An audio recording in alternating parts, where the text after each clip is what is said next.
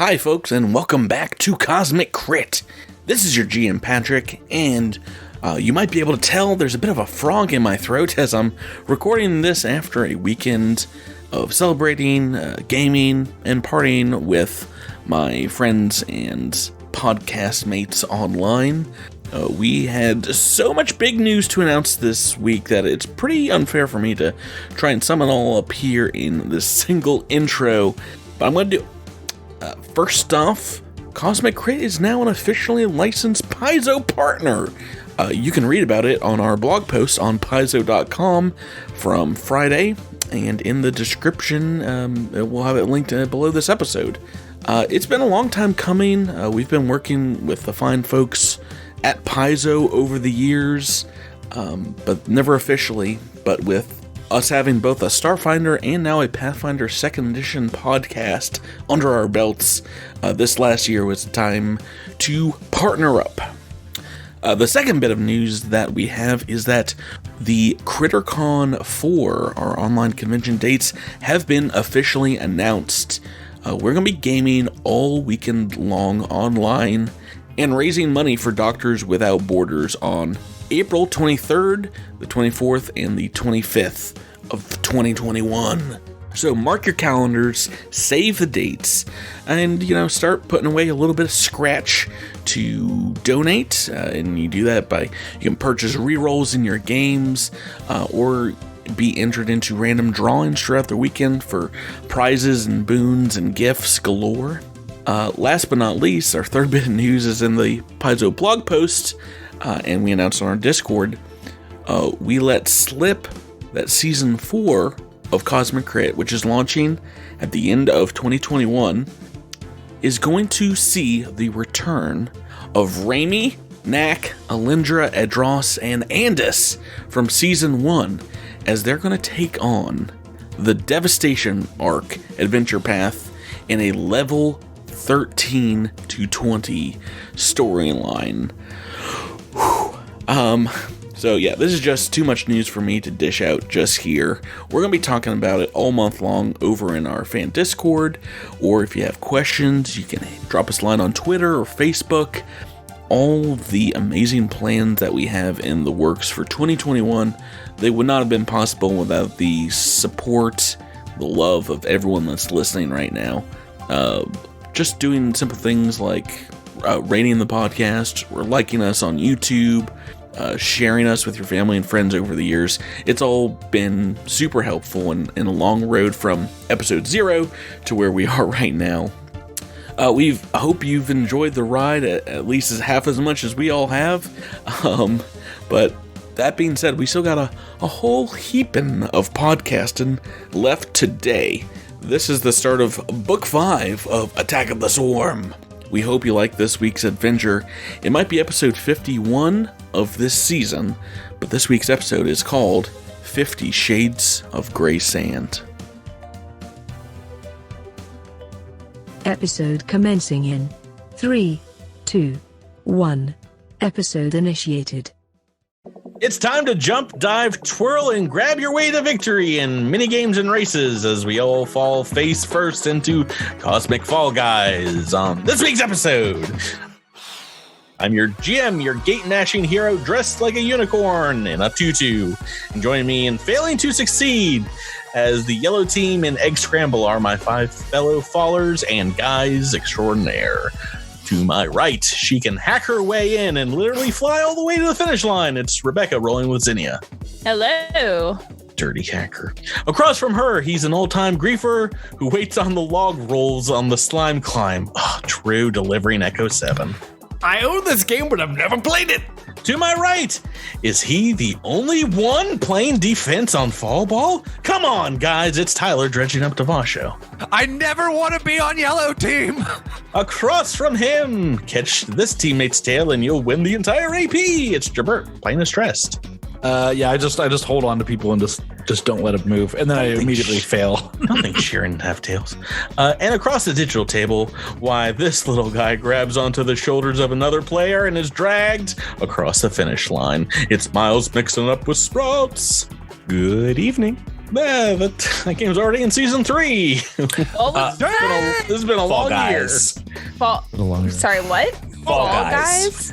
Ultimate Knockout. When it Like Drew, I also own it, and I have never played it. When it came out, it was Great free game. for any subscribers to PlayStation Plus, so I own the game, but have never actually played the game. It's fun. I like it. There are so many games like that on PlayStation Plus because I have PlayStation Plus. I do not have very many friends. Oh, we're on the You do, you just don't friend us. I just don't hang out with them. Like, Jabber, do I even have your PSN handle? I feel like I might have seen you online once, but that's I only play that's Destiny probably- quite a lot, so you've probably seen me I was online. about to say, Miles. It's probably it was I was PlayStation is watching on nonstop. Netflix at the time. If it was, I was about to say, if he's not playing a We're game, he's leaving Miles watching on Netflix. mute. Yeah, I think I was actually playing PlayStation with Patrick one time, and I kind of just off and comment went, I was like, who is blah blah blah, and why am I friends with them? And Patrick was like, that's Jabert. And I was like, oh. Oh, you know what? I probably am friends with Jabert, and I just forgot his username. because we played Destiny together before. Oh gosh, years ago. But yeah, it's hard to find a game that all of D1 us can vanilla. play. Oh yeah. Oh no. Yeah. Exactly. I haven't played Destiny since I don't know, probably 8 years ago. When did that come out? 8 years and ago. a month ago. 8 years ago.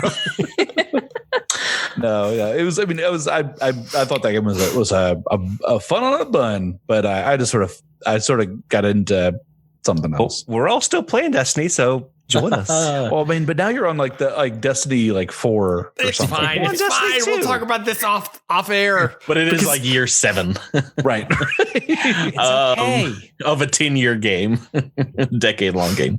I don't play Destiny either, but I do know, play that's why- Starfinder, which is what we're here to play right now. So Patrick, Support take me, it Destiny. away. Yes. So let's talk about other video games for a half hour. We can play Starfinder, but first we got to get a mini reminder from the universe best mini detective and cosmic critter extraordinaire, Sprouts Marlowe. Find out what happened last time on Cosmic Crit.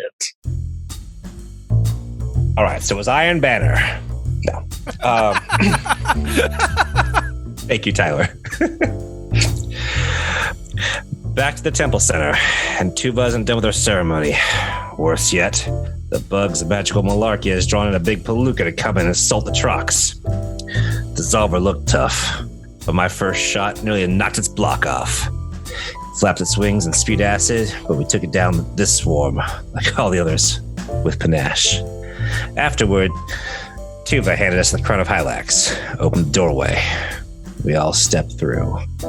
And I can't even begin to explain to you where we all are now. You can't explain it because you don't understand it. None of you can. I don't have time to explain what I don't have time to explain. Too many Destiny references. You all indeed beat Book 4 last week. And after 3 episodes of trials and as many episodes as a frontal assault from the swarm, you guys leveled up to level 9 and stepped through that gateway, that ritual into the unknown. So we're going to get back into that right now. I'm just trying not to sing some Frozen. You guys have found yourself in a precarious position as we start book 5 of the Attack of the Swarm AP. Woo! This is called Exclamation point. Exclamation point important. Woo! you have to read it with the exclamation point. It's in there for a reason. Otherwise, it doesn't count. But maybe this should also have an exclamation point. This is book 5, which is called Hive of Minds, and it's by none other than Thurston Hillman himself. The thirsty. Prepare to get thirsted. Thurston hugs Starfinder players because he knows he's about to end their careers. Oh, well, we're about to quench this thirst. As this episode begins, we see an endless desert whose sands are white and restless as an eternal wind picks it up and shifts its face to and fro. The sky above is all but darkness with no light. But this night sky does not seem to descend all the way down to the surface of the sands here, where the lighting is normal but extremely foggy. A fog of the mind covers the sands, making them forgettable, and at the same time, as recognizable a place as one you've visited often in a dream.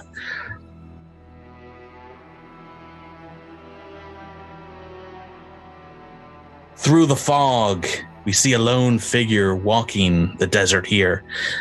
Its metallic frame glints with some unknown light source beneath rags and scraps sewn together in a large poncho.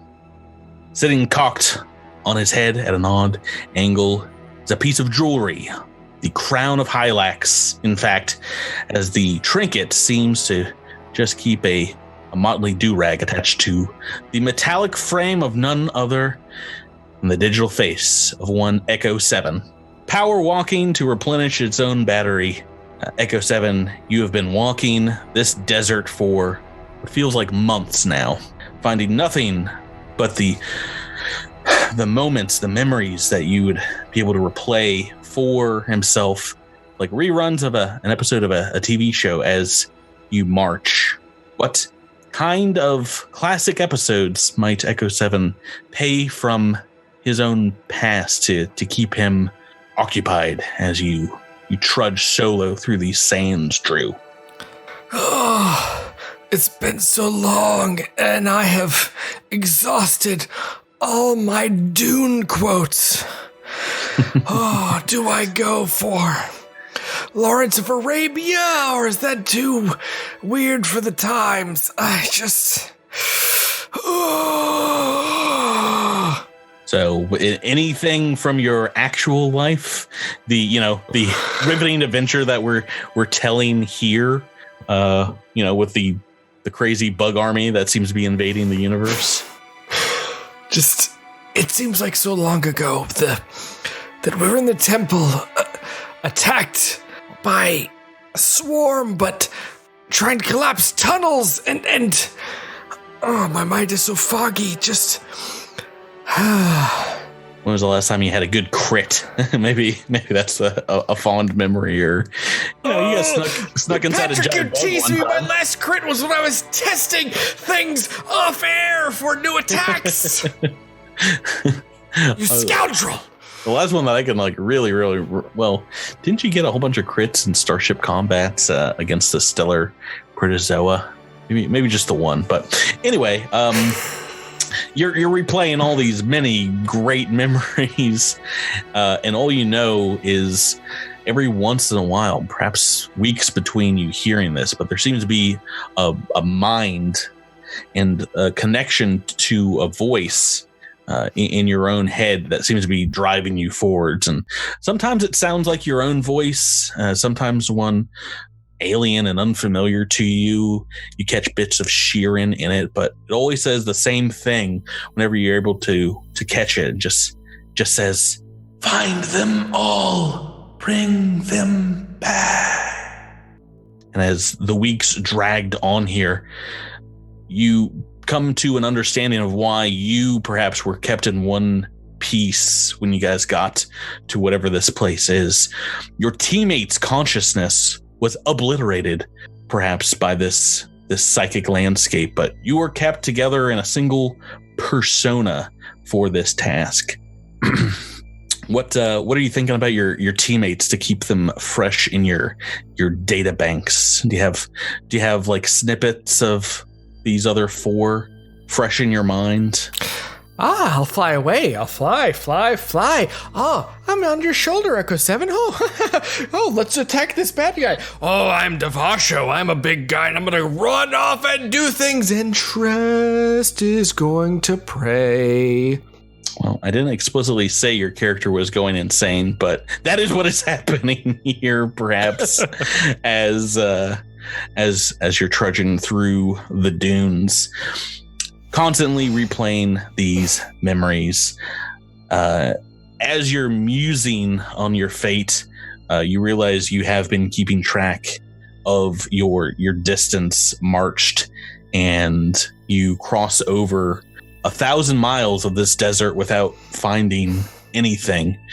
And comically, as you look down at this little counter on your suit of armor and look back up through the fog, you see them. You see all 4 of your teammates, the vague outlines of them. They don't seem to have aged a bit as you march up, but they don't seem to be acknowledging one another as they stand and sit beneath a sand dune. I'll take us there on the map. Devasho is on his back, rolling in the sand. Sprouts is walking circles around the group while Xenia sits in the sand before Trest, who seems to be swinging a sword in their hands, but their moat is nowhere to be seen and his hands are empty. What do you want to do here, Echo 7? When I wake up, I know I want to roll a perception check to see what I see. You want to get closer to them because you are still viewing them through a fairly thick fog. And feel free to roll. I've rolled a 27 on perception.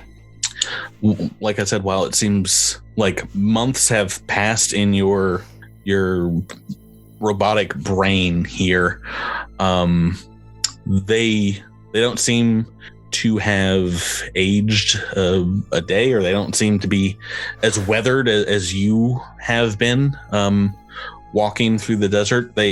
In fact, you see the last time you saw them, perhaps some of them were still sporting wounds or blemishes from the attacks of the Swarm Dissolver or some of the other creatures that attacked you in the Forever Reliquary. Those wounds seem to be healed up completely. They seem to be oblivious as well to the desert and the sands around them. Can I walk closer? Yeah. I mean, you can go right up if you want. Do you do or say anything else? Friends, Romans, countrymen, lend me your ears, for I have found you after walking in the wilderness for so long. Well, they're either ignoring you because of the annoying shtick, or they are unable to. That's the big secret. Respond. Yeah. Well, they don't seem to be aware of your existence here. I try to pick up Sprouts. Just like put them on your shoulder, like, come on, buddy. As soon as you touch Sprouts, we're going to you, and it's been a hard couple of months. We see you back in Absalom Station, on the job, tailing a highfalutin Eoxian ambassador for a pretty big case. So far, your investigations, they've brought up nothing save said ambassador's fondness for his family and his love of a good black milk malt down on level 21. And it's as you're on the job, Sprouts, following this mark, you get a blast from the past. An old army buddy, Echo 7, visits you and comes up to you as you're on recon here in the Spike. And Echo 7 looking pretty worse for wear. Jeez, Tin Can, what happened to you? And Echo 7, you're here as well, of course. And you are pretty sure that you can see like what Sprouts is seeing now that you've laid hands on him, but you can also see the edges of it kind of falling away, like the sands of a timekeeper. I just walked 1,000 miles, and yeah, but did you walk 1,000 more?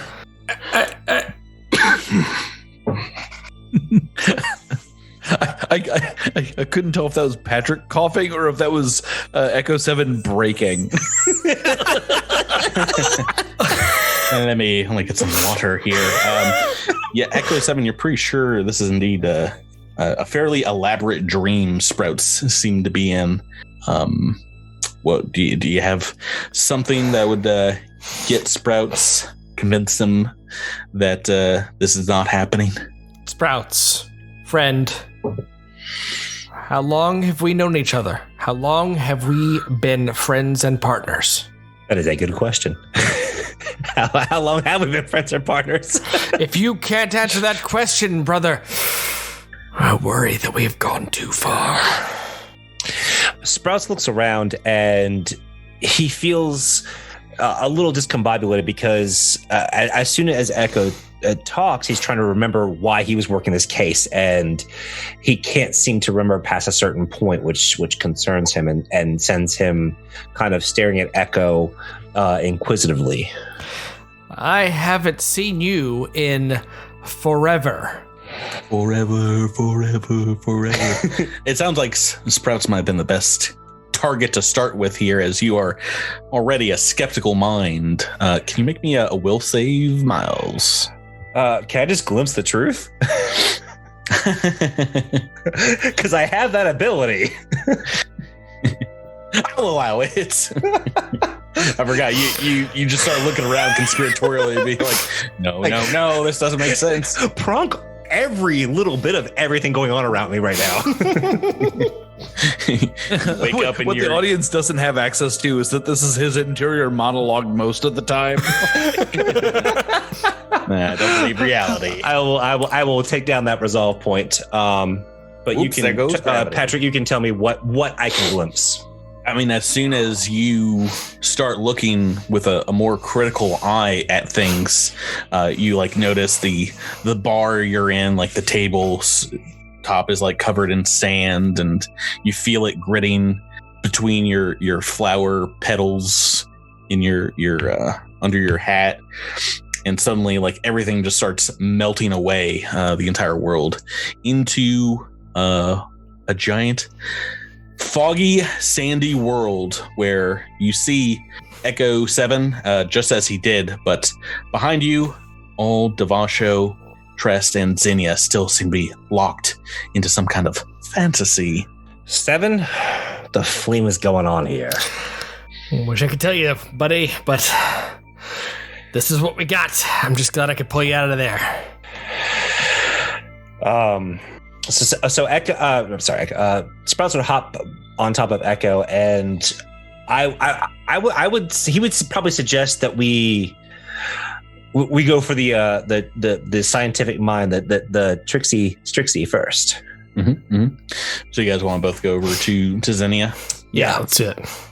Laying hands on her shoulder, she looks like perhaps she's sitting upright in a chair as you all are teleported to another section of Absalom Station. We see the gleaming, clean, white-walled offices of Quindar Pharmaceutical, a newly formed branch of the shipping conglomerates, recently hired on offices of one of the universe's newest pharmaceutical phenoms. And we see Zinnia sitting in an office suite on the 70th floor of the Blue Rise Tower, with a crystal shelf of numerous industry awards, PAC citations, and merit trophies in the sciences kind of propped up behind her.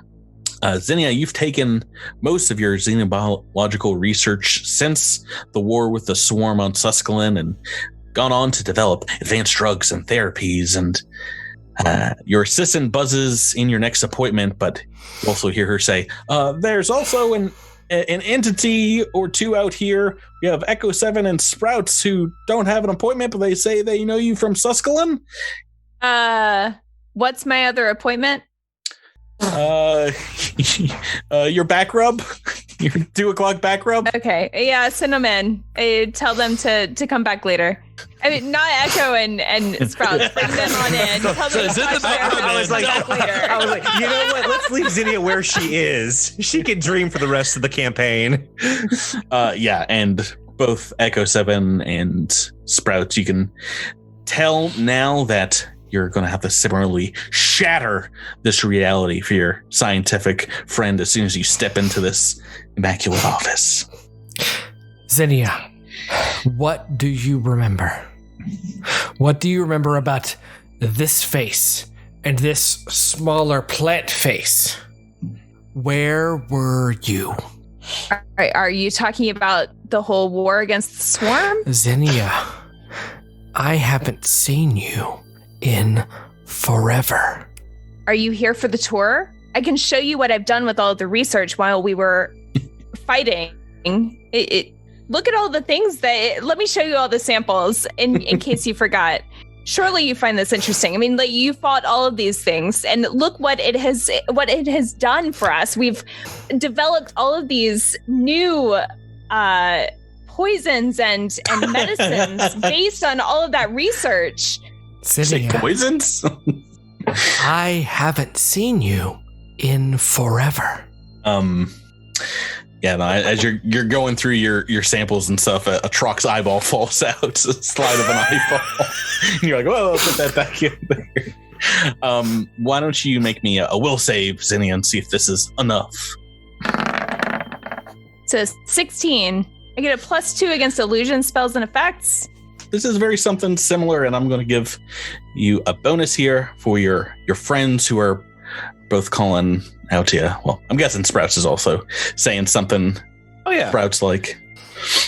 But that will be enough, and all of a sudden, things just start making less and less sense, and like the memories that you swore you had access to about getting some advanced degrees and getting this job, they'll begin to sloth away until the last thing you remember was being in the Forever Reliquary, and then you are now surrounded in a foggy, silvery desert with unnatural lighting everywhere around you, and perhaps are looking at a Sprouts and Echo 7 who are as confused as you are, while still Trest and Devasho seem to be stuck in some kind of dream world.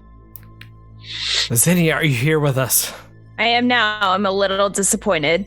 That was a lot of work that I thought I did. That world was way better than this one is. It was much better. But wait, what was that noise? I think we should touch Trust next. Oh no!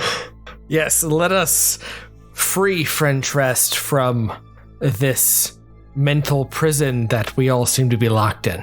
Perhaps he has some insight into what Hylax may have planned for us. As soon as you guys reach out, kind of grasp at the sword swinging arms of your Sheeran friend here, you all are catapulted into darkness. There is gun retorts, laser fire, a grenade explosion far off, as we see Commander Trest of the reformed 5th Battalion of Susquehanna mid-combat with a full Vanguard patrol escort of the Atlanti Empire. Pirates and Swarm were no problem, but these purple-eyed devils seem to fight with a righteous zeal. Trest, your soldiers, they're pinned down under some heavy enemy fire. You see fear in their eyes, very similar to when you were nothing but a sergeant at the early battles of the war on Susquehanna against the Swarm. And then so with some magical resolve, you are able to pull from your mind's eye reinforcements of a dozen allies, these small little goblinoid figures with pistols and knives who storm the Aslanti front, and the day is saved by your tactical acumen. And as the Vanguard, Aslanti Vanguard, retreats to lick its wounds, you're able to recapture a colonist base here on a distant rock at the edge of the Susquehanna system. And when you thought all the action had died down, suddenly walking through the DMZ, you get an alarm from your scouts saying, Commander Trest, there's a few walking through our perimeter. They've got heavy armor and weapons on them, but they don't sound like Aslanti. They say they're old war pals of yours. Defensive positions. They're behind us. Everyone, get into cover. And I summon my sword. Sorry to make that sound effect. That's what it sounds like. Yeah, and you grab maybe some binoculars from a passing lieutenant, and can I'm see not sure those have been invented yet. binoculars. Binoculars, yeah. I think I have some Close enough. binoculars, but Trinoculars. I've got a few books of Banicula. Do you want Banicula? that's the one.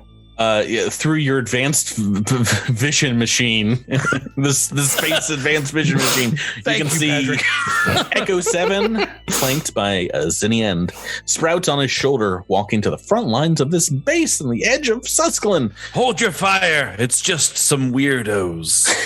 Perhaps looking the same as you last saw them years ago. The end of the war with the swarm. This Amaranta looks like he's still kitted up for war with a weapon on his shoulder. Echo 7, what do you say to your old pal Trest here? And vice versa. Sir, we served together in the old days. I feel like I haven't seen you in forever. You haven't aged a day. Funny that. Mr. Echo. Funny that neither have you. But again, I feel like I haven't seen you in forever. Oh, something about his voice. It doesn't sound right. You start feeling sand in your boots. Tress, make me a will save. Whoa. Oh, for somehow I knew I was going to roll a natural 1 on that, but I rolled 20. There we go. But to say, you have to open fire on them. They're liars. Kill them all. To DC 20 here. So yes, and indeed the same way I've described before, slowly all your company here starts turning to sand statues and no, my best friends. Well, what was the name of the guy on Tusculin in book 1? The prisoner that you let live. Yeah. Oh, Who cares what his name is? We're in book 5. He was a book 1 character. We don't remember him. Raz Jungat. Raz Jungat. No. Yeah, he was definitely like your aide de camp. He's like your sergeant extraordinary. He's like, He looks at me. He looks at me and says, Commander Trest, I don't feel so good. Raz! You've had like years and years of friendship with him. It's like, and then you like snap out of it. It's like, wait a minute. I don't like Raz at all. That was a total jerk. And perhaps waking up into a better reality where Raz is still like on Ultranius and you're here with your actual squad mates. A kind of better reality where I'm like, Raz is still alive. Oh, thank God. And then I think about it and I'm like, yeah, I guess Raz is still alive. But as you snap for me out of it, you feel yourself a little lighter as you check your gear loadout here in the sand, and the incubation pod that contained your young, the child that you're rearing from Ilum Chuva and psychically bringing into consciousness is empty. But as you snap out of it, a little light appears on your shoulder. An idea given manifest as your moat of light seems to have shifted. Now seems to bear that soul in it, that of your unborn Sheeran pupae. Oh no, what have I done? Your moat, a terrible thing. Your moat son says, birth and sewer, I am here too. Whatever this place is, I was made impossible destroyed by a power I don't understand. Unsubscribe. No. Father, I am you and of myself, but I'm also a sword. I will see you through this. I will give you meaning by the death of 1,000 swarm. Oh, that sounds pretty cool for a baby, I gotta say. I'll dump 1 billion lives inside of you, baby, and then you'll be a real person with all the blood that comes with it. Can you also teach me to count? No, I don't know how to do that. I don't know how much 1,000 is, so I don't know how many souls I'm sucking into. I'm just gonna kill all I can, and we'll hope that's enough. I'm going to mark lines in the inside of the moat, and every time you muttered something, it'll be 1. Right? Yeah. No, is 1 a number? One is the first number. You'll get the rest. The rest will come to you. 1 is the loneliest number that you'll ever see. Thank you. Uncle you, Echo That is 7, true. stay out of this. Please no. I'm sorry, actually, you can't. No one else can hear. This is just for Trest, everyone. Give him this. Right. I will indeed confirm that the safety that I bring to this galaxy is in dedication to the safety that I will bring to this soul, and indeed the retribution that I will bring for the lives of his parents. What happened to my parents? No, don't worry about that. That's fine. They're great. Have you ever heard of Tahiti? It's great. They're there. They're definitely not on the Ilum Chupa and or dead. They're definitely not at the bottom of a pile of rubble. It's the last place they'd be. One of them's alive. We have one more Midnight Squad member to revive here. And as you guys grasp onto your Trox teammate. Yeah, what's up with him? What's up with Devasho? My gosh. Let's nudge this guy. It's great. The long summers of Suscalon. We've seen the long winters, but the long summers can be hot and dreary, but there are patches of days in there, weeks perhaps, where the temperature is perfect, humidity is low, the sky is the most beautiful shade of blue. And it's on those days that Saudun, your husband, would take an extended leave, and Devasho, you and the rest of the clan would retreat to a vacation villa on the banks of the Dethamar River. And it's here we find Devasho in a family wrestling match between you and some of the youngest, your eldest son, to the side of the villa, barbecuing a feast on a large outdoor pit grill. The other children reading or painting with holographic images on the pavestones that line the riverbank here. And seemingly sets of variable strangers approach your compound from out in the woods. You see old army pals you've not seen since perhaps crossing the Dethamar here in the dead of winter during the swarm invasion. Echo 7 flanked by Trest, Zinnia, and Sprouts. And they seem to be fairly sullen, like they're bringing bad news.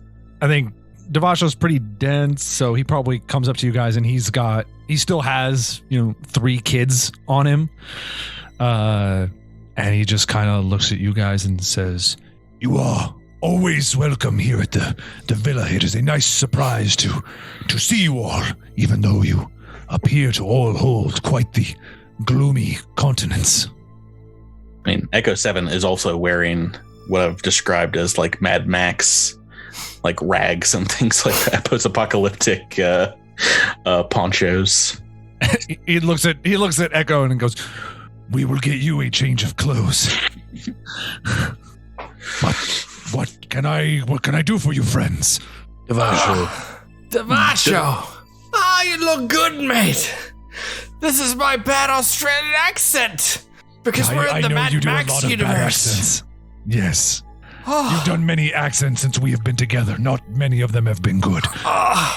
But still, I feel like I haven't seen you in forever. Yes, the last time I saw you was in winter, during the swarm invasion, and it is summer now. It has been many months. It has been many months. But still,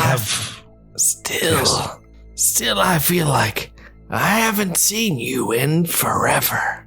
You must be thirsty. Wait. Because you are not making any sense. First, make me a will save, Tyler, as I know you're going to fail it, and we're going to continue this. Yes, because my will save is the worst. I have to roll extremely well here. Yes! Never mind. Yes, I've rolled extremely well. You've got the best of everyone. Yeah, maybe some part of you wanted to disbelieve in this happy ending that you've had for years here after retiring from the SDF and heading back into the private sector. Things were a lot less hectic.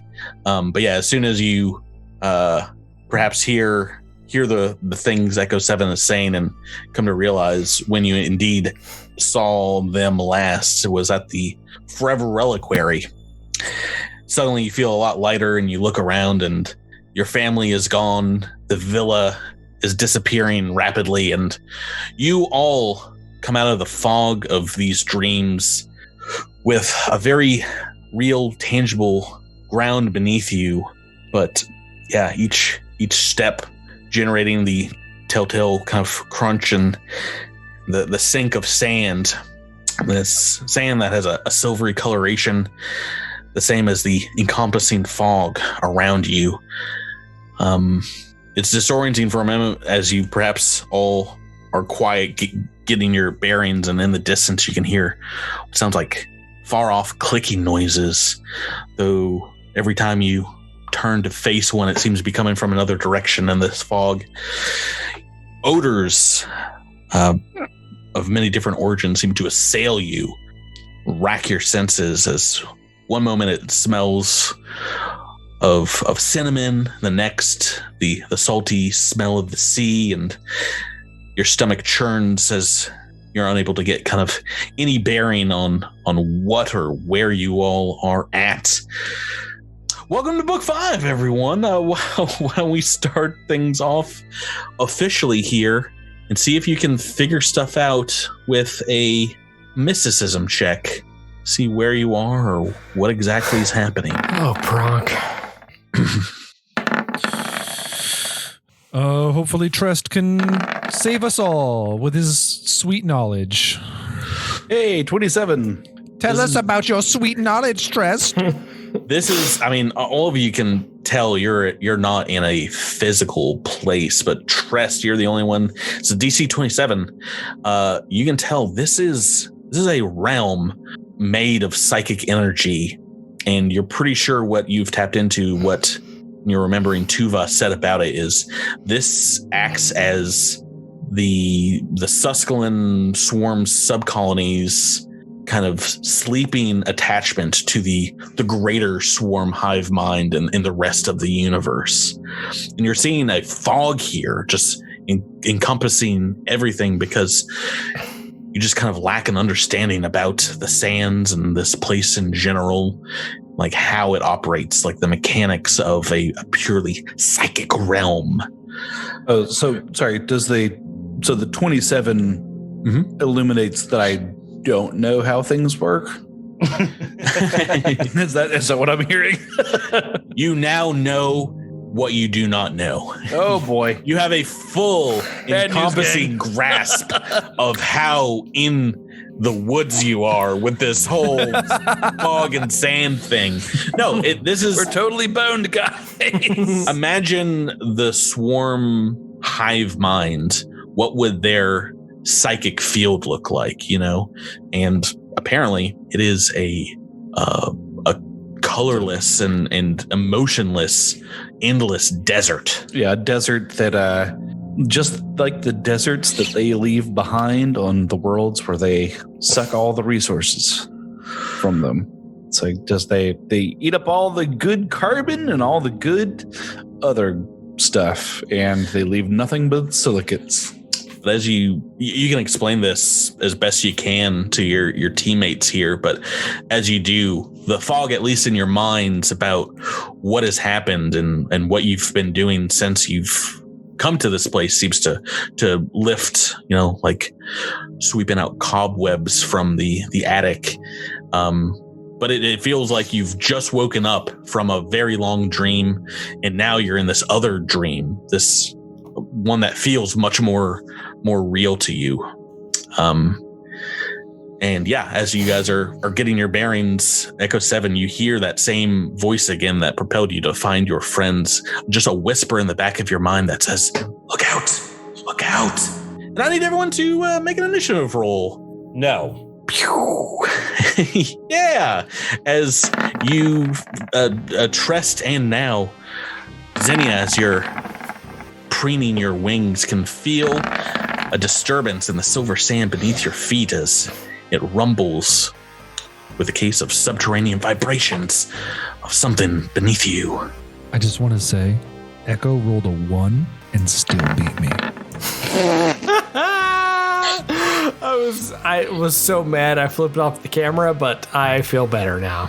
I just have to say that I had undercut my bonus to initiative by 1 because I did not up it when my operative, what is it called?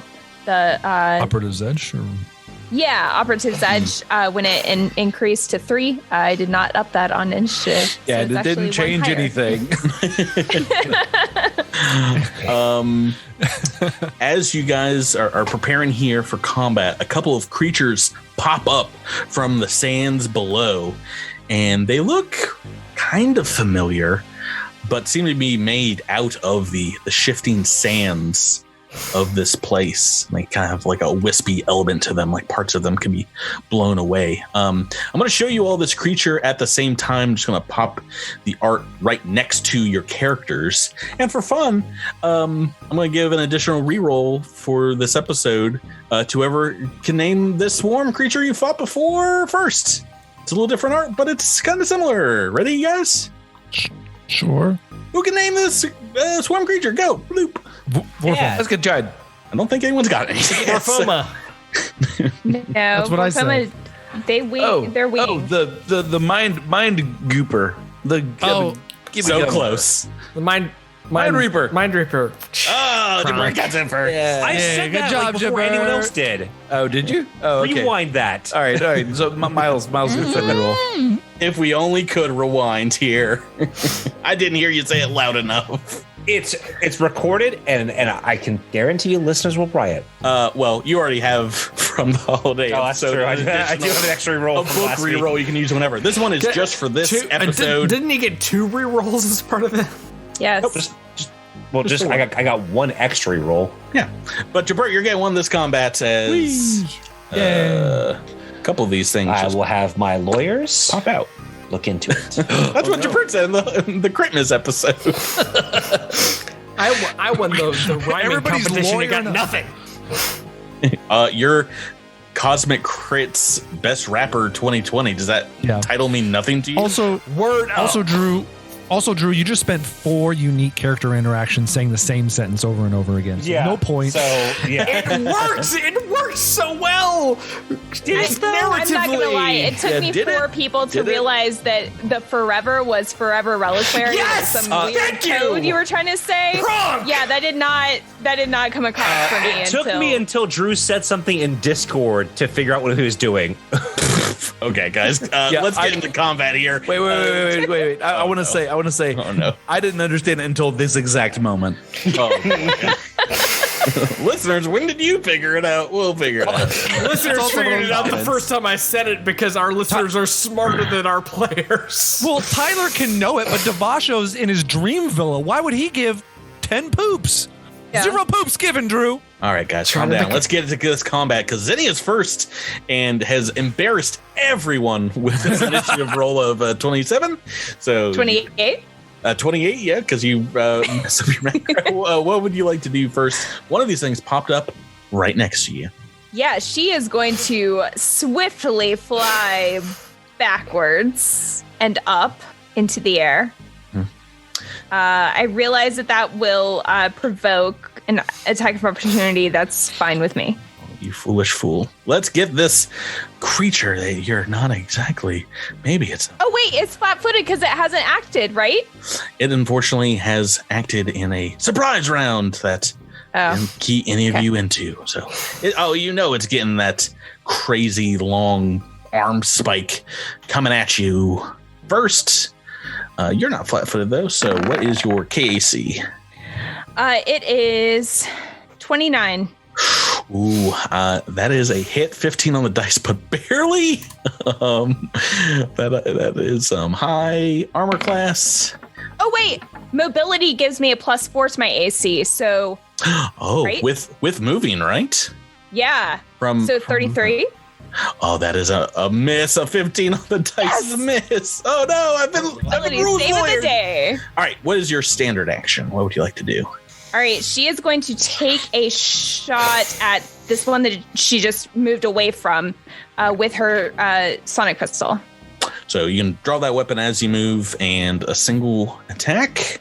against this one. Go right ahead. And trick attack too, right?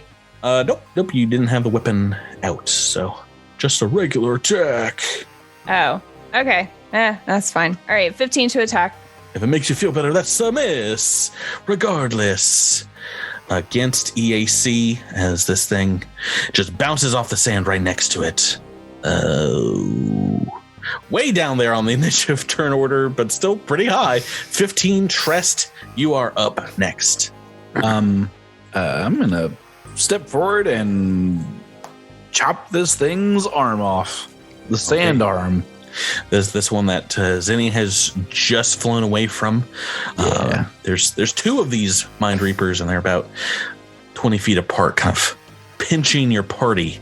The old party pincher move. I know. I knew that one well. All right. Single attack. Yep. 33 to hit. Oh, jeez. Yeah, that's a hit. 34 points of damage. Oh, my gosh. It's nearly max. It's so... Oh, and you rolled a 19 on the dice. Yeah. Super. Oh, boy. We've not had a crit. We've not had a super hit like this in some time. Okay. 34. Udaki. Let's just pray for some DR. Nope. You're carving this thing up as hooray. Takes a lot of damage there. Dang. Awesome. Great start. Sprouts Marlowe, you are next with a 12. All right. So I think I'm going to take a shot at the one that Trest is going up against. Yeah, it's already taken a little bit of a licking here. Well, let's hope it takes a little bit more. We'll see. We'll see. So same thing though. You'll have to pull out a weapon. So no, I will not, because the elf fan is always drawn. Right. I'll allow it this time. There's nowhere to hide a gun on your body. So Sierra 15. So he's flat-footed. That's a 19 on the dice. That's a hit. All right. So minimum damage, but still doing 28 points. Yeah, that's, I mean, minimum on a couple of those dice, but you've moved on to 5d8 for the trick, so 28 points. I was gonna say on roll 20, like the red coloration is a little misleading. Once I was like, oh, I did nothing here or whatever. Maybe your audience doesn't know, but yeah, in roll 20, a minimum roll on a dice is colored red, and a maximum roll is colored green. Right. So if you have, it's always nice to see those green. Right. So if you have lots of dice and one of them comes up as your minimum damage, the whole thing is colored red. So it sort of looks like minimum damage until you like actually hover over the number and realize, oh, I rolled like 3 8s. And the opposite is also true. Like if you have one that is the max, then it looks like you made max damage, but you didn't actually. True. Yes, and that's the most frustrating thing. Yeah. My favorite is roll 20. Honors are purple coloring, because if you roll minimum and maximum, then it shows you up get that purple. Yeah, you get that cool purple. You get the extra special purple one. Yeah. Okay, so after a couple of hits on this one, it's bloodied. You see the wounds on it seem to be gushing sand. And am I safe in assuming this is flat-footed now? If that's what Sprouts Marlowe wants, that's what Sprout Marlowe gets. What'd you think about that? Yes, he is flat-footed. Oh, heck yeah. Totally. All right. Good, because it is its turn. This one that you guys have been hitting is going to move with a guarded step forward. So it is within range of everyone except Zinni, who's up in the air. And strike at someone randomly. Devasho, the big target here, obviously, who is now flanked by the other Mind Reaper. And flat-footed. Flat-footed as well. Single attack, arm blade. Paltry. Still got to roll high, but I've done it. 15 on the dice. Your KAC is what? My flat-footed KAC would be 29. All right, I've actually hit. Let's get some damage going. Minimum damage. Only 10 points of piercing damage. Okay. And this guy is actually going to move backwards, maybe. He's going to hit everybody but his friend and Trest. We've got some magic to do. Oh boy. Zinnia Just as for well. you, we've got miracle plays to play. Sorry, what was that, Rebecca? Zinnia as well. Is she in range? Yeah, I think. Actually, how far up would you say you are? She's. I think I was thinking 15 feet. You moved about 15 down. So yeah, that's fine. I think that might actually put you just out of a 30-foot cone. So we're talking Devasho, Sprouts, Marlowe, and Echo 7. Say will. Don't say will. Don't say will. Don't say. Please make me a will save. We're looking for a pretty hardy one. This is DC 20. Yeah. Ooh, Sprouts Marlowe's good. Oh, Echo 7, not good.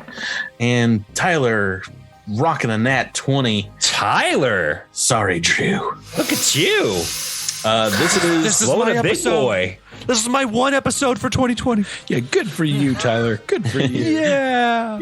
this is an ability we've seen them use before. Slow, the magical ability slow. Drew, on your turn, you are staggered. And that is going to be their turn. Echo 7, we're on to you. Well, you've got one right on top of you within melee range, and the other one a good ranged weapons distance away at about 25 feet. Yeah, I think I would have punched the one right next to me for its insolence with my hammer fist. Oh, man. This one's already been very wounded. Let's say 23 to hit. Yep, that is a hit. 19 points of damage. Yes, ouch. That is a maximize damage. And we're on to Devasha at the bottom of the turn order. Okay. I'm going to form my shield. And this is... I really wish that one hadn't backed up all the way, but that's okay. Let's go Graviton and punch the bonkers out of this one. This guy's just getting pummeled. Yeah, I mean, he's pretty darn hurt already. You can see what looks like just his entire body kind of falling apart. The idea of him, of a Mind Reaper, kind of getting harder and harder to distinguish with the shifting sands here. Yeah, I think that'll work.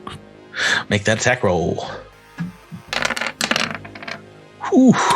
29 is probably going to hit you, and 28 is probably going to hurt you. That's too much. That's too much. Yeah, it only had about 20 hit points left. So you see this thing just kind of breaking down and its body parts flung all around you guys as it kind of psychically screams. And in its demise, it lets out a brief explosion of psychic shards to everyone except Zinnia here. Everyone within 10 feet of this thing. Make me another will save. Everyone. No. Except Zinnia. Devasha, why have you done this? Don't blame me. Little You killed easier. me, Devasha. Little You're the- easier. DC 18. There it is. Yeah, we're back. Yeah, We're back. So you natural. the bus has come around. Looks like Tress is the only one safe here. Everyone except Zinnia and Tress are now staggered for one round. And Echo 7, you're still slowed for like ever. Great. As we turn into turn 2, Zinnia, you've got your weapon out, you've got your full turn, and somehow got away from being slowed and or staggered by flying into the air. What would you like to do? Wondering now that I've seen, this thing die, does it jog a memory for me? Do I know what this thing is? Yeah, maybe you have some kind of psychic connection to it. Make me this isn't still a monstrous humanoid, so life science, or if you want to do your crazy take 20 thing, you can. Or what would you like to do? You want to roll it? Could do that. Let's see. I'm how far away am I? Yeah, I will take 20 on life science to identify this thing. All right, you know it is a representation of a Mind Reaper, and this is indeed called a Mindscape Swarm Mind Reaper. And it is in this place a psychic manifestation of a Mind Reaper, which maybe is a little stronger because it has some additional capabilities, but very similar magical spell-like abilities with this creature, as well as a few extra special abilities. With a 20, I can give you all of them. Basically, this explosion, it's done as when it dies or disappears. When it's slain, it's called Formless Demise, and yeah, everything is blasted with that psychic energy. It has a supernatural dependency called Mindscape Dependency, where it can indeed only exist within this mindscape and cannot exist outside of it. Mindscape Simulacrum. It is a creature that remains that original form of the Mind Reaper, but it also counts as an outsider with the native subtype for spells, and they're a little different from other swarm you have fought. And just detecting this one for a short while, this seems to be semi-mindless. It gets a bonus to saves against mind affecting, as well as if it was to be confused and it act normally, it must re-roll and take the second result. So they're more easily confused, but have a bonus against mind affecting spells. Can I know its HP? Yeah, why not? It's 105 HP. 105. All right. Apparently you can take that down in a single turn. All right.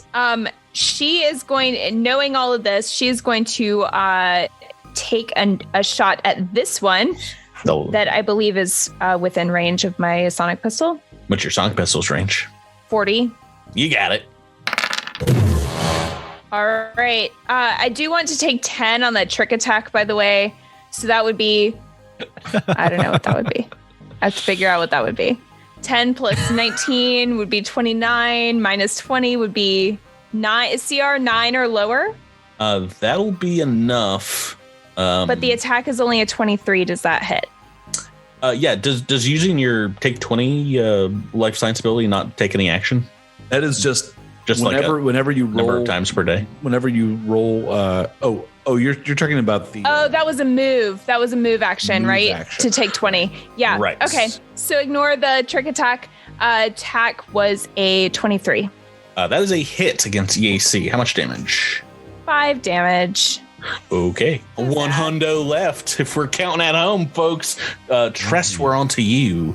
Good Syrah. You're now a little bit away from this other one. All right. So it's 30 feet. So I'm moving up to it. And I'm making a big old sword attack. 24 to hit. Oh, it's a hit. For 29 points of damage. Ooh, a little bit more. Okay. 34 if you count at home.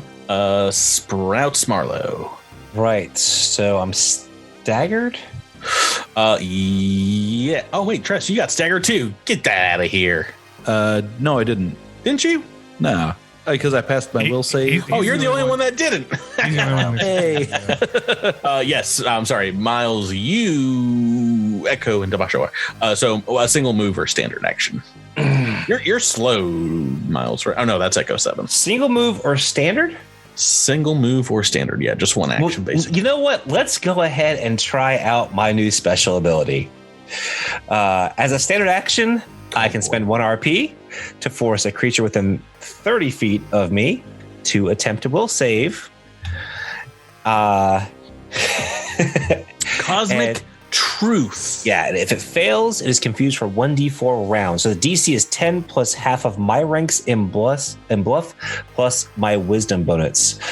So I have plus plus 19 in bluff. Yeah, imagine plus or my actual ranks is 9 in bluff. What's your wisdom bonus? 3. Let's see if this is even possible, because it does need to be able to understand language. What language are you using here? I guess I could tell you this thing does know Sheeran. You can speak Sheeran, right? Yes, I can. All right, cool. All right, so your wisdom bonus is what? 3. So it's a 22. No. 10 plus. Oh wait, 10 is it 10 plus half my? 10 plus half. Yeah, so half. So 4. 17. Plus 7. Yeah, so it might not be too hard for you actually. Wait, what's your wisdom in total? My wisdom in total is 16. Oh, it was higher than that. Okay, yes, it needs to basically because of its +4 to will saves. It needs to roll a 1 here, which is very possible, but I hope not. Oh wait, is that a hit? Yes. Well, it's got a wicked wisdom, and it has made that save, unfortunately. But oh boy, it doesn't do well when being confused. It rarely acts normally, so good try. Back to something different. Back to its turn, and okay, let's guarded step back, and it's going to cast everyone's favorite spell on itself. As you see multiple versions of this creature pop up, plop, plop, plop, plop, plop, and look like they're all occupying the same space. As you can probably guess, magic. I need to roll a d4. What magic it's casting? Okay, and that's its entire turn as we go to Echo 7, who is slowed and staggered. So I'm slowed and staggered. What can I do? Mover standard. I'm going to shoot this fool in the corner. All right, yeah, that's what you got here. What the cards have dealt you here. I'm going to take a shot with the Gilded Hail Cannon. It's a 29 to hit. Ooh, that is a hit. What's the damage? 12 points of damage. Oh, near minimum damage. That's a shame. But yeah, the idea of this thing is taking a wallop to its humanoid body, as it's been hit a few times now. Devasho, we are back to you, and you are staggered for this round. Just love being at the bottom of the turn order so I can get to your turn order so you can move and end your turn. You can take an attack of opportunity, though I'm moving right past you. Oh, let's get it going. Arm strike. Arm blade strike. It was almost a 20. I've rolled a 4 on the dice, though, so that is a miss. Taking up its attack. Turn 3, Zinnia. We're back to you. All right, Zinnia is going to take a shot at it with her sonic pistol. Do I need to move up and stay where I am, right? It's up to you. All right, so CR 19 or lower on that trick attack and a 27 to hit. Whoa. Are you going to be using the take 10 or do you want to roll these? You definitely need to announce Does it make a before difference? you roll. Yes. You need to announce it before you roll. I mean, does it make a difference for this roll? Not for this specific roll, but because last time you were like, roll I'll just use the take 10. Like, you need to tell them beforehand. Yeah, I'll do that. Okay. But yeah, I'll let it ride. I don't think it matters for this one. For you and Sprouts, if we want to do one way or the other, I'd say like set that as your default mode. But regardless, this thing is tricked and hit. Finally, by a Zinnia. What are we talking damage wise? For a total of 25 damage. Okay. Ooh. And I am also going to. Is it flat-footed right now? No. Don't believe so. I can make it flat-footed or I can make it bleed. I will make it flat-footed. Alrighty. Easy enough. Trest, we are back to you. Yay. I'm stepping in. Oh no, now with a flanking buddy in Devasho. Flanking, flat-footed, solar sword. What do you need to roll? 1 here to miss? I don't know, probably lower than that. But at least a 32 would hit. So, oh boy, 30 points of damage Oh boy. Cha-cha-cha-cha-cha. So close. This thing's nearly dead. But not dead did I? yet. No, never mind. What? I was like, I mean, I kind of want to re-roll this attack. Re-roll. You can roll a 20 Wait. here. Because My chance of rolling a 20 is almost as good as my chance of rolling a natural 1. I mean, Guys, I'm fine with it. I think you should. I think you have an extra. want to use it. We're guys. gonna take the new D20 roll. We're gonna keep this damage. If you roll a crit, though, we're gonna add damage onto that. Well, I'll spoil a warning for you. You crit, this thing is dead. Okay. I mean, just for the record, it only has like 5 health points left, but Okay. So the second one I think is also a hit. Xenia or Rebecca, I should say, your math is so close. Yes, yes, it is a hit, and it's still close to dead, but not dead yet. Yeah. Sprouts, Marlowe, no longer staggered. You taking this one home, putting it in the detective's cap Yes. before it can make its third turn attack. Sprouts Marlowe. I hope so. Let's go. Now you have been rolling your trick attacks. Is that something you want to continue? Yeah. All right. You Guess ran I guess I'll refrain from trying any more little sneaky moves. Well, maybe a dumber opponent might be easier confused. But you know, these guys take mines for a living.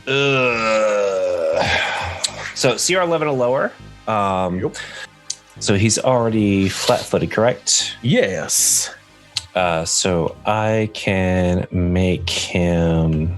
Well, I honestly, I rolled a 17 on the dice, so that probably doesn't help that much. What is your range? My reach? The range for your pistol. I think it's only 20. That is just a miss because you're outside that first range increment. Moses, that would be so much damage. Yeah, but don't worry, it gets. Forgot about the it range. gets its third turn attack. Oh, I need a new gun. Oh, and I also forgot all about its mirror images for multiple attacks here. Oh no! Right. I'll roll them secretly and tell you how you guys are actually doing against this thing. Push up. Well, now Maybe it has 4 hit points left, or maybe it has a ton more. Oh, you guys don't know anymore if you're hitting its oh no, real thing or hitting it, but it's its turn. Can we at least tell like roughly how many images there are? Oh, there are no more images left. Oh boy. Oh, whoever invented mirror image as a spell. Just kidding. Thurston. I will say it's the opposite of that. I've rolled a 1 and a 2 on 2d6, which means both those were hits, and it has 2 images left, which means it's going to get cocky. It's going to move out of range, and Devasho and Tress, you can make attacks of opportunity. But I'm not going to forget about the mirrors this time when I secretly roll them. I'm not even going to bother. Trust has got this.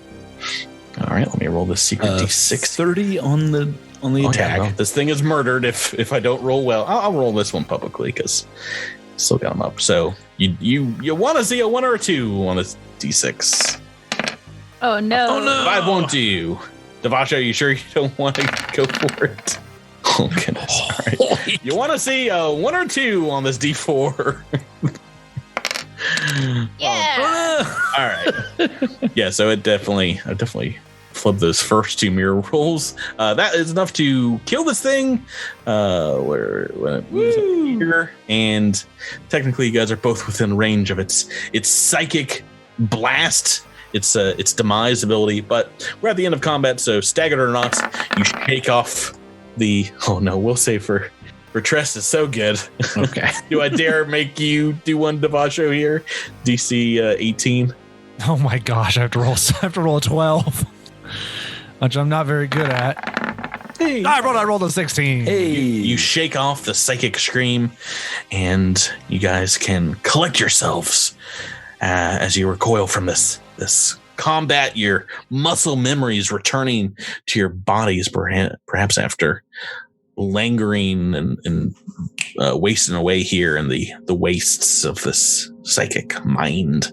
But yeah, you're soldiering, just coming back to you in spades as you watch the body parts of the the Mind Reapers blowing away with the rest of the sand dunes here, leaving nothing behind. But a bit of them seems to linger, perhaps a wispy essence as you draw close to it. Echo and Sprouts, this one here to the south, and Trest, Devasho, this one on the north side of the sand dune here. You kind of envelop them as the essence is drawn into your bodies, and you've collected shivers or perhaps fragments of the idea of these Mind Reapers. And it is not completely unlike Dark Souls, where you've killed something and collecting a bit of its soul essence. So if you die, just mark where you died on the map so you can go back and collect all those souls. Will do. Can I convert it into UPBs? Spoiler warning. Basically, yes. Yeah. You just start murdering everything you see around you. Stab. Every step, I'm just like stabbing the sand as I go. Send more Mind Reapers. Desert. Yeah, and the whispering that before only Echo could hear as you all, you can take a 10-minute rest if you need to burn an RP here, but as soon as you do, you all hear it now kind of distinctly coming from the edge of one direction of this foggy desert. Although you can only make out a few words, it seems like just mere concepts or an idea being spread into your mind. Trest, you get the idea of freedom, of being free, and Devasho, definitely happiness. Zinnia, you hear understanding and things like that. So on and so forth. Echo, this voice has not led you astray in your time here so far in the Mindscape. Do you think you want to follow along in that direction? Yes. Yeah, and whether it's weeks to you as you guys begin marching along, trying to make sense of what is happening and where you are, or a good healthy 2 hours through the fog, it finally begins to dissipate, and you all see a welcoming, a familiar sight in the distance. Trest, you see an old bunker at Fort Jubilee during your pre-war time with the 5th Battalion. Devasho, you see that summer home on the banks of the Dethamar on Susquehanna. And Zinnia, your old dorm room back at Zesh University where you'd burn the midnight oil. Sprouts, of course, the HUD bar on Absalom Station, one of your local haunts near your office. And Exo7, your small shack in the sorghum fields of Susquehanna. Places that seem to calm you just looking upon them as you guys can move forward and start marching towards this area through the fog. What will you do here? Of all the places we have gone, I dislike this place the most. I do not like seeing these images and not understanding their realness. But this one, it seems as real as it ever was back on Susquehanna to you, of course, Devasho. This is drawing you in. It's home. It is a warm bed, a fireplace, all the good things. How could this be? And I, Trest for one, walks forward. Oh, don't worry. All of you in time might be drawn forward here as we need another set of saving throws. This is indeed a mind-affecting effect. And Raxalites get a little bonus here to this. This is not illusory, though, unfortunately. Rebecca. Boy, just cannot. Yeah, 28 for Sprouts. Good times. Also a 28 for Trest. I squeaked into an 18. Oh no, Sprouts, come get on my shoulders. 19 for Zinnia? No, Sprouts will get on my shoulders. No. Good rolls here, and I think both, Trest and Sprouts, you see this welcoming place in the distance, but you just kind of snap out of it, and then as soon as you look back, you're just staring at empty desert through the fog. But your friends here seem to be moving forward with some aplomb, saying like, come on, let's go. Things like that. As the three of you that have rolled sub 20 on your dice roll, the idea of this safe place seems to just put your soul at ease. You can relax a little bit for the first time in maybe months of your journey here during the war with the swarm. Relax so much you can let your guard down and take a point of wisdom drain and 1 point of intelligence, or not drain, 1 point of wisdom damage and a point of intelligence damage, and just for good measure, 1 point of charisma damage too. I'm sorry. What was that last one? All three, the triumvirate of intellect, wisdom, charisma. I hate this book. Yeah, that's not good for Zinnia. But yeah, Sprouts and Tress, you see your teammates just staring blankly in the distance. Their mouths slightly agog, smiling. Why don't the two of you make me either a perception or mysticism check? So just Sprouts and Tress, who've shaved. Oh. What'd you get, Sprouts? 28. On perception. And I'll roll some mysticism. Goodness gracious. A 35 is what I've rolled. Another 19 on the dice for you tonight. Yeah, you've knocked this one out of the park. DC 28. You are pretty sure that your allies here are under the effect of the fascinated condition, by whatever it is that they are seeing out in the sands here. So the good news is that you can shake them out of it this turn with a standard action. The bad news is that will break the fascination, but perhaps just for a moment.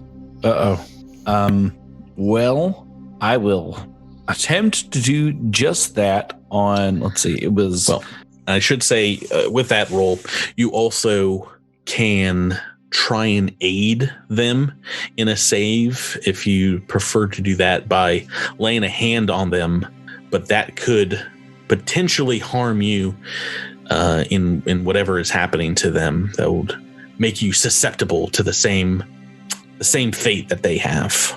I will indeed accept that risk.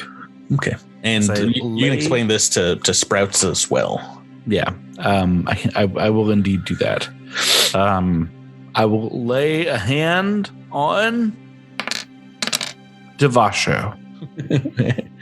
Okay.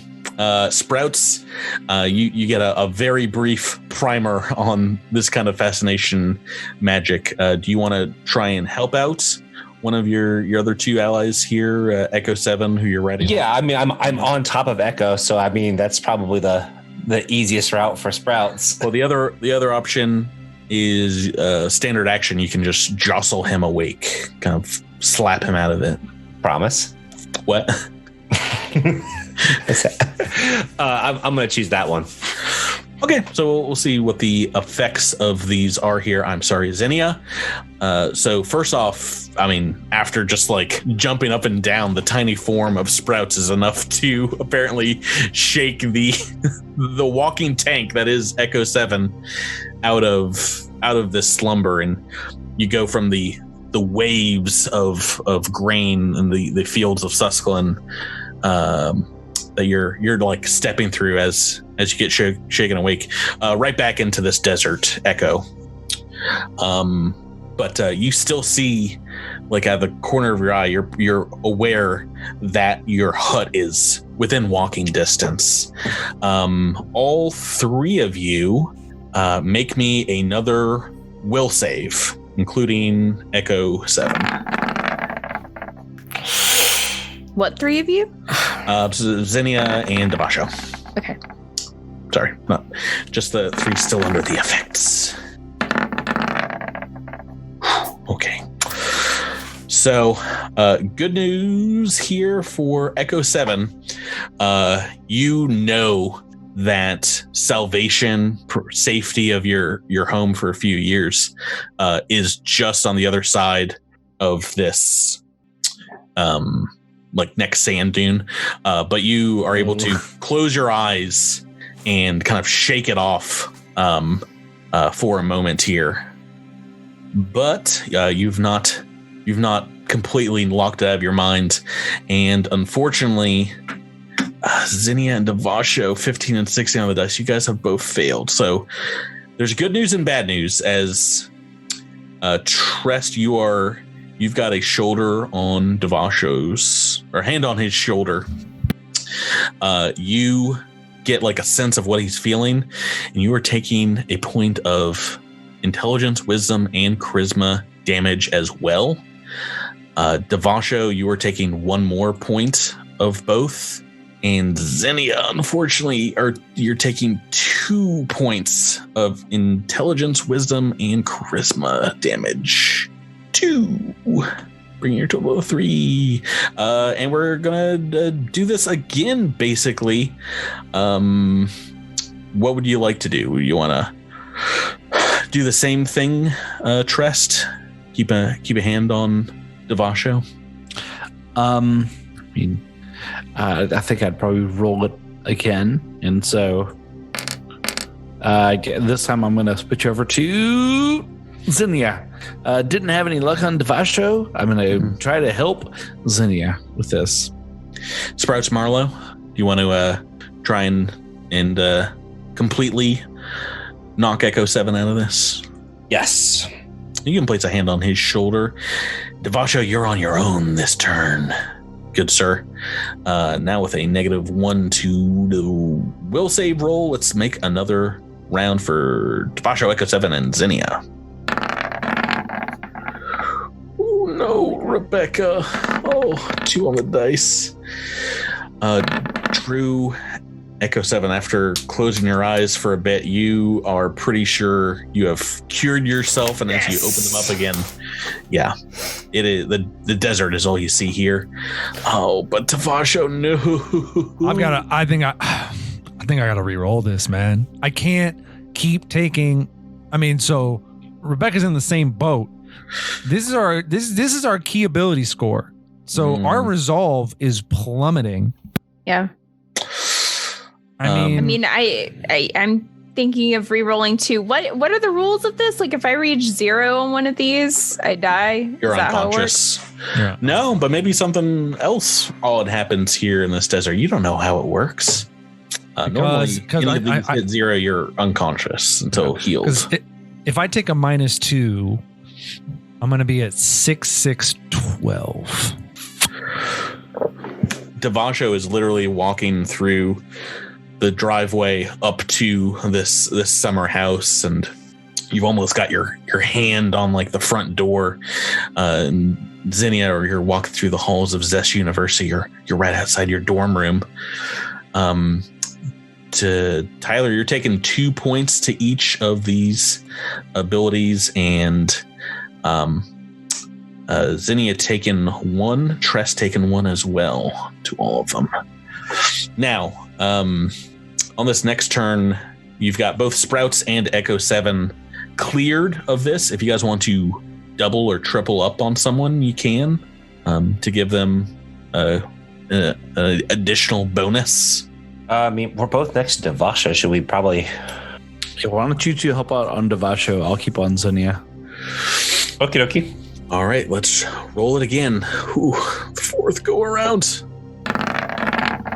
All right. Oh, wait, that was... Sorry, we just need 1 from Devasho next. Oh, no. Natural 1 on Tyler, but Rebecca has saved. Zinnia saved. I'm guessing that is probably... Oh, no, you've got 2 people aiding here. So I should say there's only Tyler, I'm sorry. Welcome back. There's 2 points coming at you, but both Echo and Sprouts can take this damage for you if need be. Oh, but is that what they did? I never heard what they did. They just said they were helping. I didn't know if that was the standard action deal. So they take it. They're both instead of aiding him? you. There's only 2 points to go around, so I would say you can share it whatever way you guys would like. But yeah, that natural one, you're still under the effects. If I guess Echo, do you need Int, Wiz, or Chaw for anything? No, I'm good. Okay, do you want to take one and I'll take one? What's your lowest of those at right now, Ty? 6. Dangerous. All right. But Xenia has saved out of this, and if you guys want to group hug for another roll. What, are we Skittermanders now? You've got Tyler's your bonus still at +4 now, your will save? No, it's +3. Well, you've got +11 with everyone helping you out here. So it's a dirty 50-50.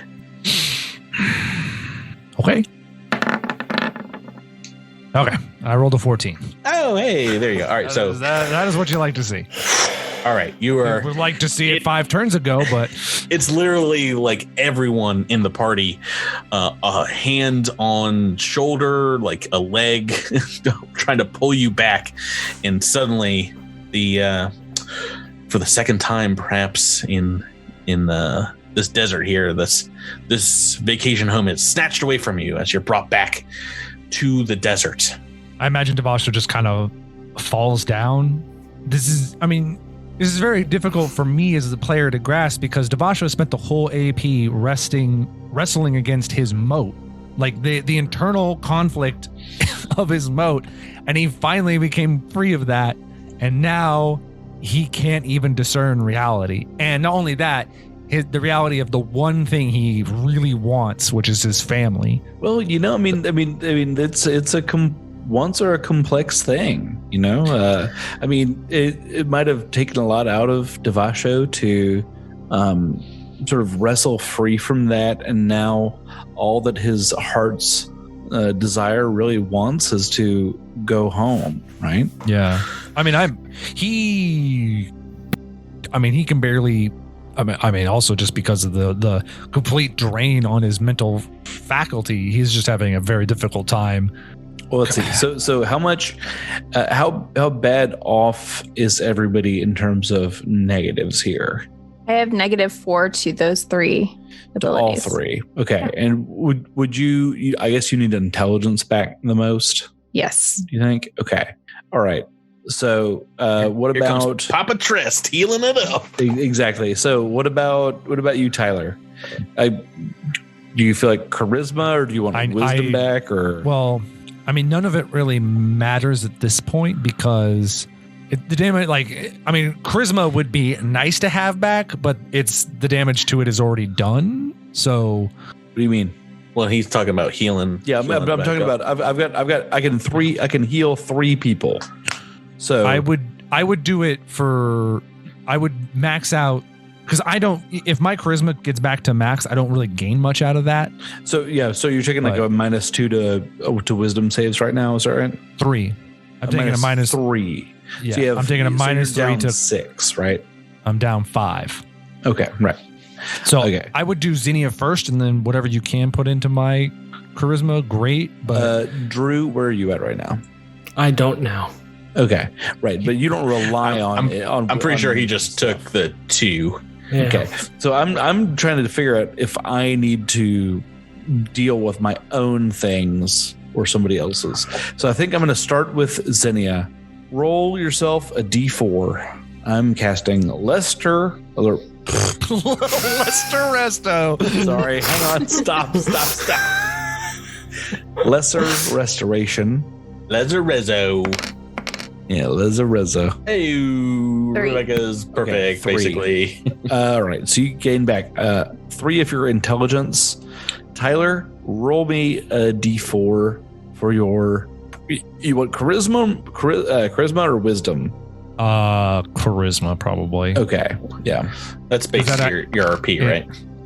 I mean, it won't fix my RP, but it'll at least get all right. It also feels part of my You guys damage. are rolling rocks 3. All right. How busted are people feeling right now? How much did you take, Jibber? Did you take a couple? I took -2. Yeah. Okay. Yeah. So same as I'd do yourself because you need wisdom, right? Yeah. I mean, need. I would. Need is a strong word. I don't really rely on DCs very much. That fair. You know, it's. I mean, I can get by with -1 wisdom, and so it does knock me down in RP, which is not ideal, but it's fine. I can make it. I got knocked down 3. I'm gonna go charisma on Devasha one more time. Well, I won't gain that back, so I would do. You won't gain. What do you mean? I mean, the RP's gone. From my understanding, if I have, like, let's say I have 7 out of 7 RP and it dropped all the way down to 4, which is what happened. My RP will drop to 4. Yeah. My RP is going to stay at 4. The max can go back up, right. But the RP is just at 4, which is why I'm saying I don't really care if my charisma comes back up right now. Okay. Well, in which case, that's a good point. If you guys rest and sleep for 1,000 years or whatever, and my RP is back up. My RP is back up to 6, so that's right. That's okay. Okay, then I'm going to roll it for myself then. Yeah, I think that's the way. Oh boy, howdy! Didn't do a damn thing. It's a pile of garbage that's not worth anything. It's just one bag. The reroll would have been so good here. I know. Just a D20 reroll. Okay. Yeah, but you guys are unfortunately, as you're resting up, not in your cozy mental places, whether it's your own minds or this desert playing tricks on you, but back here in the desolate, not too hot, not too cold sands here, smelling burnt plastic and or pine needles grossly mixed, assaulting your senses. And as you're resting up, you hear more words, more concepts in your mind. And if anybody wants to make a mysticism or sense motive check, actually, Sprouts, you might auto sense motive this with a with a DC 18. You've auto sense motive. Yeah, he did. But all of you rolling over an 18 on the mysticism, you're pretty sure this is different from this mental mirage that you just saw. These impressions are coming from a singular voice that you guys can kind of like verify the timbre, if not understand what exactly it's saying to you. And yeah, you hear a few words or concepts, just follow, safety, shelter, in perhaps Sheeran, or a language you're very comfortable with.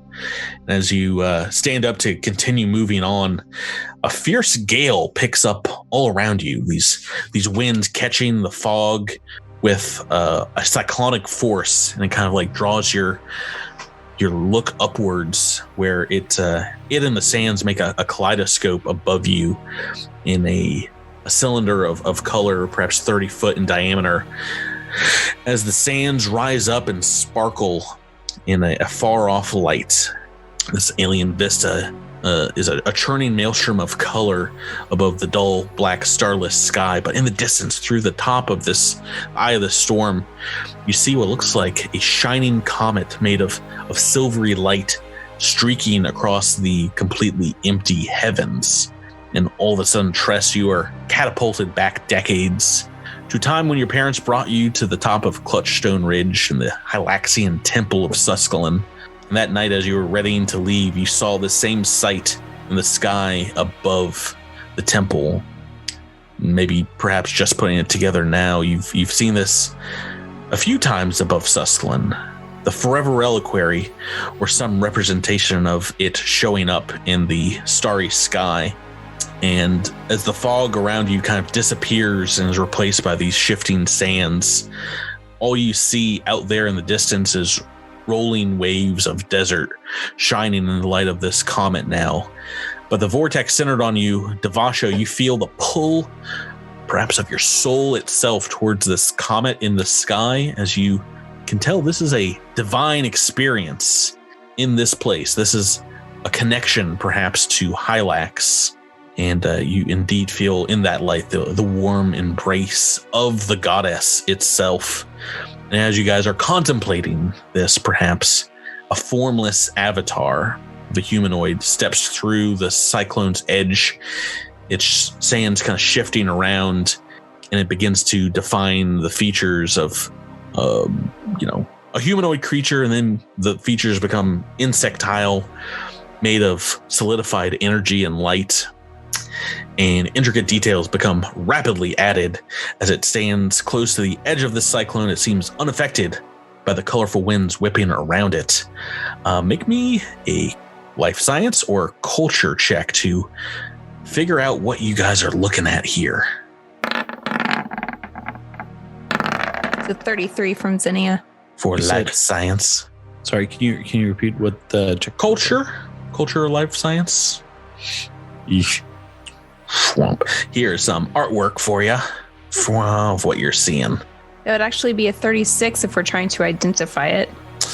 Yeah, you're identifying features that don't make sense. You're seeing Sheeran biology, but also elements of what looks like a swarm creature.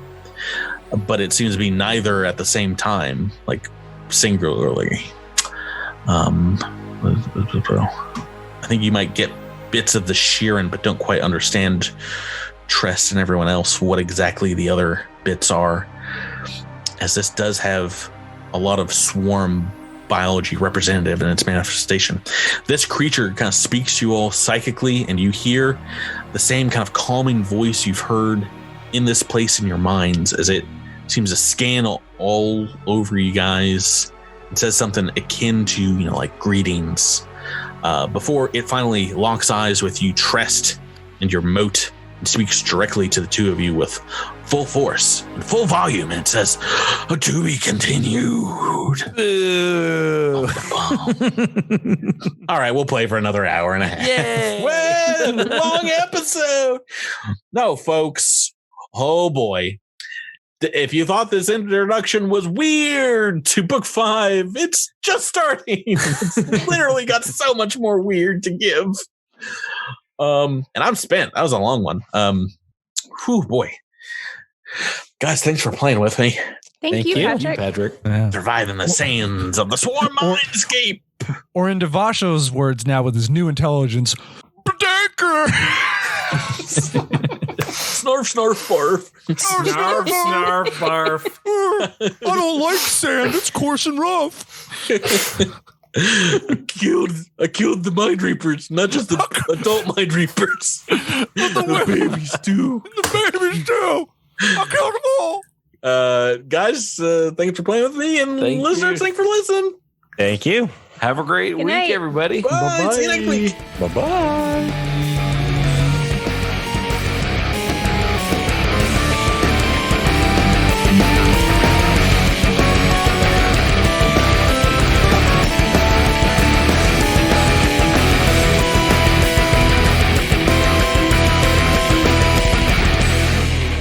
You've been listening to Cosmic Crit, an officially licensed partner of Paizo Incorporated. The Starfinder role-playing game and adventure paths are trademarks of Paizo. All Pathfinder and Starfinder images are property of Paizo and are used with permission.